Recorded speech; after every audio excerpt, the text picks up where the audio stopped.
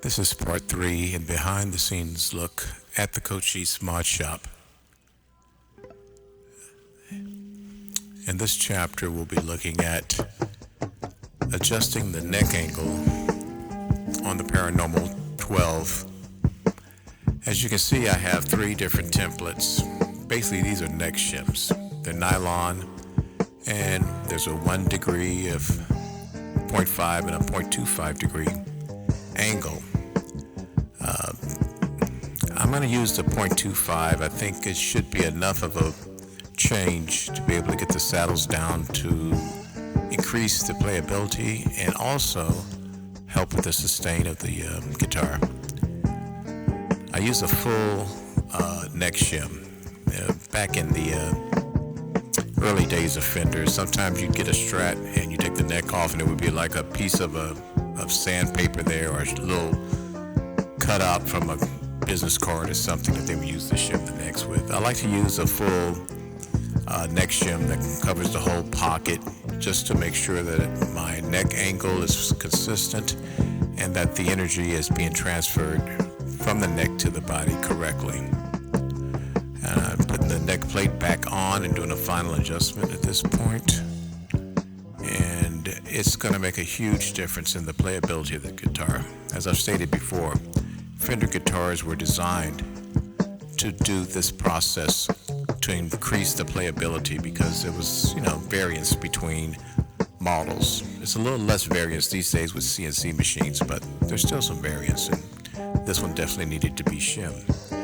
Now, the next step will be trying to shield the guitar from 2 very, very different artifacts that we have when we play guitar live or in the studio. One being 60 cycle hum, and the other being RF interference. They're 2 different things, and basically what we're going to try to do is to isolate the hum that the pickups can pick up from extraneous noises, fluorescent lights, motors. Sometimes even your computer power supply can be a problem when you're recording if you use a computer as a home studio. So this is a very, very involved process. What I'm doing here is taking a sheet of copper foil and I am covering the complete backside of the pick guard. And right now I'm cutting out the pickup openings. And it's very, very important that, a lot of people can do it a lot of different ways. Some people use shielding paint. I'm not a big fan because it's a very inconsistent product. And usually if you don't do 2 or 3 coats, you really don't get the kind of results you're looking for. I do think that using the copper foil, especially not a foil tape, but a whole sheet of copper foil, gives us great continuity, and I don't have to worry about any spots that don't have coverage.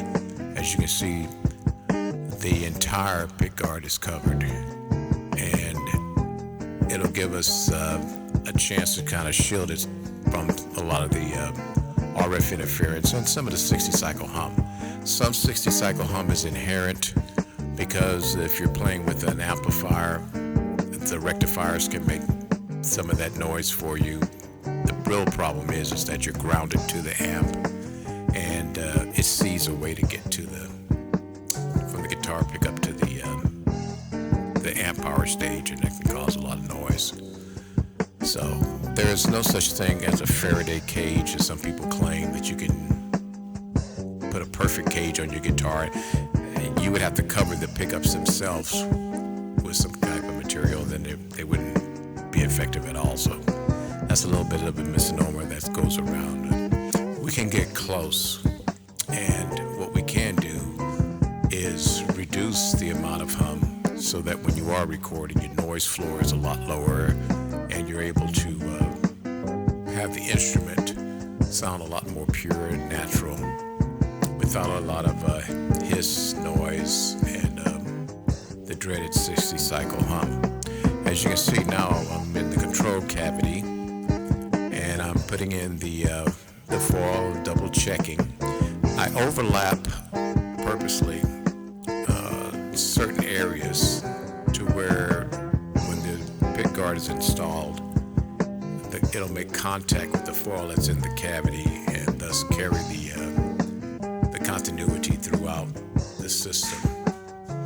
Right now I'm trying to show the pickup selector switch, which is a main culprit because we use a switchcraft mechanical switch that itself is not encased in any type of a shield.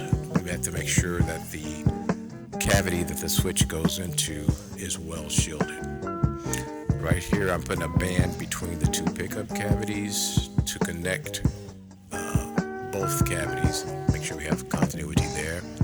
The black wire is actually the ground that goes to the bridge, and that'll be grounded to our controls so that your strings will also be able to seek a ground and have good connection there. It can be a very dangerous situation if they aren't. And that finishes up chapter 3.